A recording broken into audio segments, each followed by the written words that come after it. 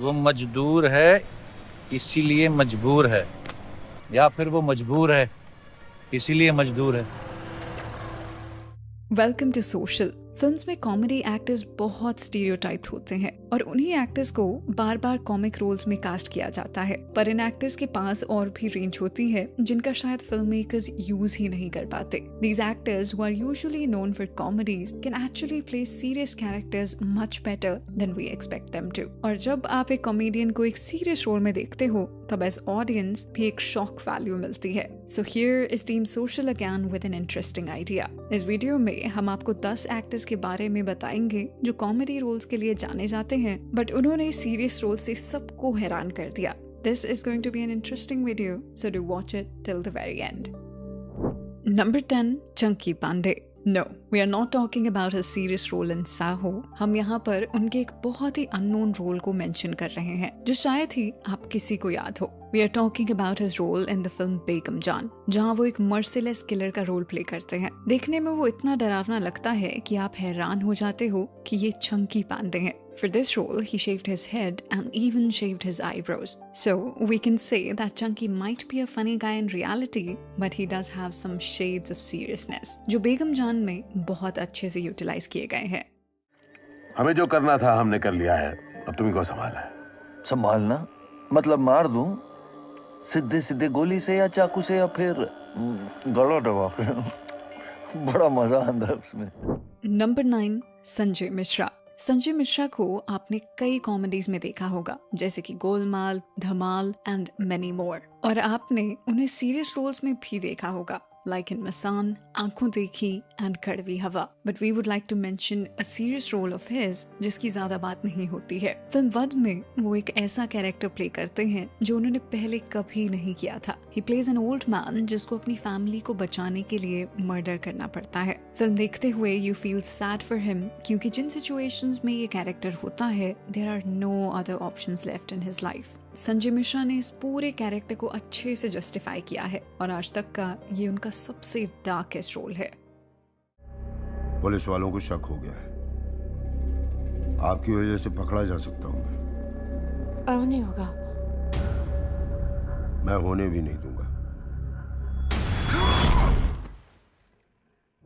Number 8, Boman Irani.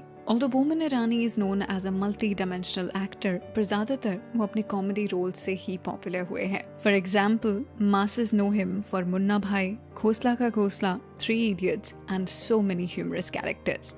चाय पिला। नहीं चाय पिला इसको। तू तो चाय पिएगा ना, तू थोड़ी पिएगा।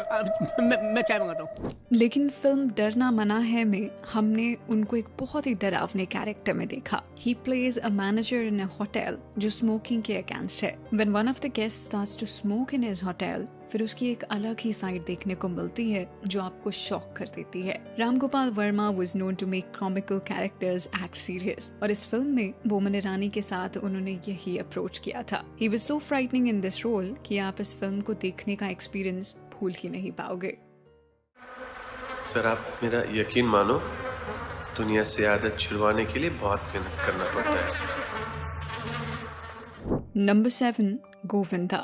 90s era was all about Govinda and his comedy films, and no one can imagine a serious character on him. But अपनी second innings में उन्होंने experiment करना शुरू किया जहाँ उन्होंने Kill Till मूवी में एक विलन का रोल प्ले किया। He was so good at भैया जी जो एक तरह का एक Godfather कैरेक्टर था। Not many remember this role क्योंकि ये फिल्म फ्लॉप हुई थी, but we can surely say कि गोविंदा पर ऐसे रोल्स बहुत सूट करते हैं।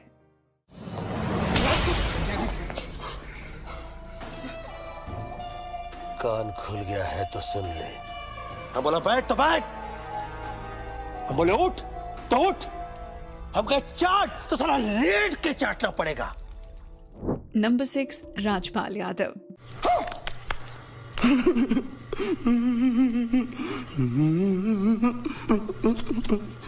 He is one such actor जो शायद नींद में भी एक कॉमेडी कैरेक्टर प्ले करने की पोटेंशियल रखता है। He is just so natural when he does comedy. पर राजपाल ने भी सीरियस रोल्स में एक्सपेरिमेंट किए हैं, लाइक इन द फिल्म अंडरटेल, अर्थ, मैं मेरी पत्नी और वो जैसी फिल्म्स में उन्होंने सीरियस रोल्स प्ले किए हैं। उनका recent serious role film Apurva में आया, जहां पर वो एक गैंग लीडर का रोल प्ले करते हैं। नो वन एक्सपेक्टेड कि वो ऐसा रोल प्ले करेंगे, but to our surprise he was actually looking just perfect in this role. अरे गाड़ी से दूर मारो, गाड़ी में खून नहीं लगना चाहिए। Number 5, कुणाल खेमू।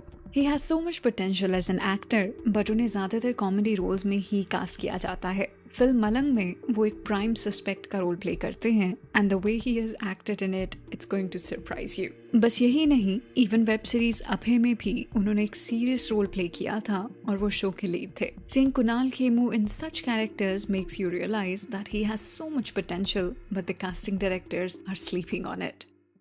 मैं, तू, आकाशी, हम तीनों एक जैसे हैं।